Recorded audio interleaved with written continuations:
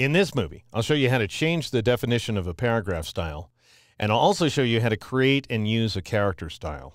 Now, in the case of this image, I like the way the word romance is formatted, so I'll go ahead and select the romance layer, and then I'll press the T key to switch to the type tool. And you'll see that I've set my font to Mistral. Now, that may not be installed on your system. If not, try out some other script font. If you know that you not only want to lift a style from some text, but you also want to style that text so it updates along with the style definition, then your best approach when creating the style is to select at least one character of text.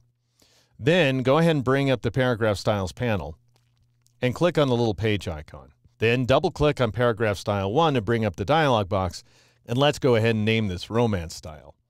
Then I'll click OK in order to dismiss the dialog box.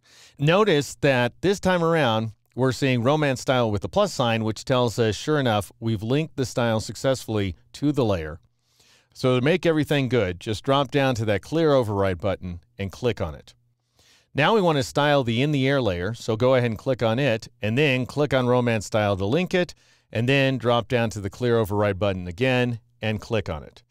And from this point on, we're not going to have to click that clear override button anymore. All right, now let's say that I look at this text and I think, it doesn't want to be blue, it wants to be red.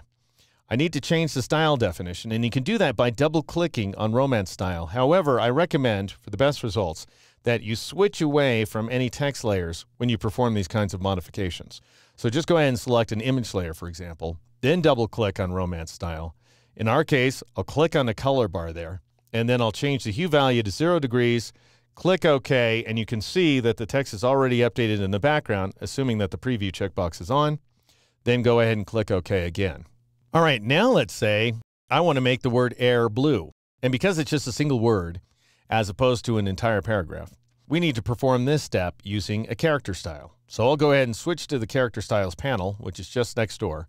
And then I'll click on the little page icon to create a new style, and I'll double-click on it to bring up the dialog box. And notice this time around, all of the settings are empty, even inside of the other panels, because we want to create essentially a context-neutral style. In other words, this is a style that could turn any character of type blue regardless of its formatting. So I'll go ahead and click in this question mark bar right there, and I'll change the hue value to 210. I'll change the saturation value to 100, and I'll change the brightness value to 75. Then I'll click OK, click on Style Name, and call this guy Just Blue, and then click OK again. Because the background is selected, that doesn't end up affecting any type. So now I'm going to double-click on the word Air, and I'll press Control-H or Command-H on the Mac to hide that highlight so I can gauge whether the color works.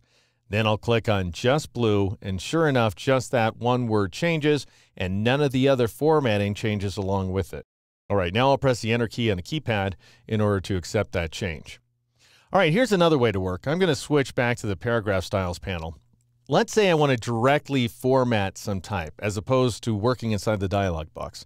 Well, that's an option. All you need to do is, for example, double-click on the word romance here. And this time around, I'm going to change the font to Seago Script.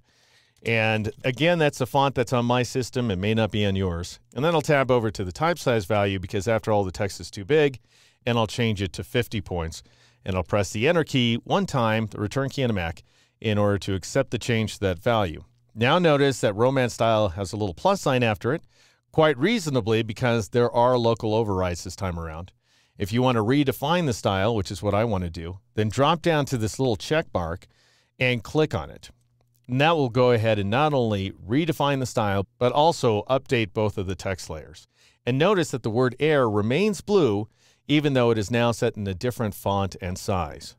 All right, so that's all good. Now, before I wrap up, I do want to make you aware of what I consider to be a strange decision on Adobe's part, and it may be the kind of thing that ends up confusing you as well.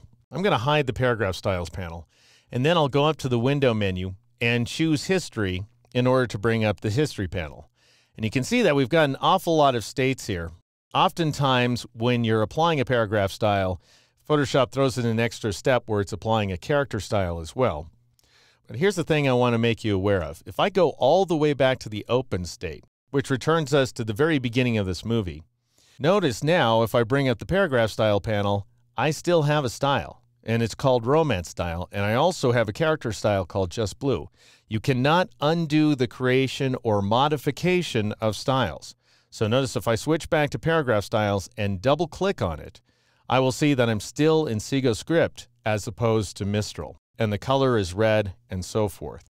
So it's a little bit of a gotcha sometimes. You just have to remember nothing you do to styles can be undone. That said, you can throw them away.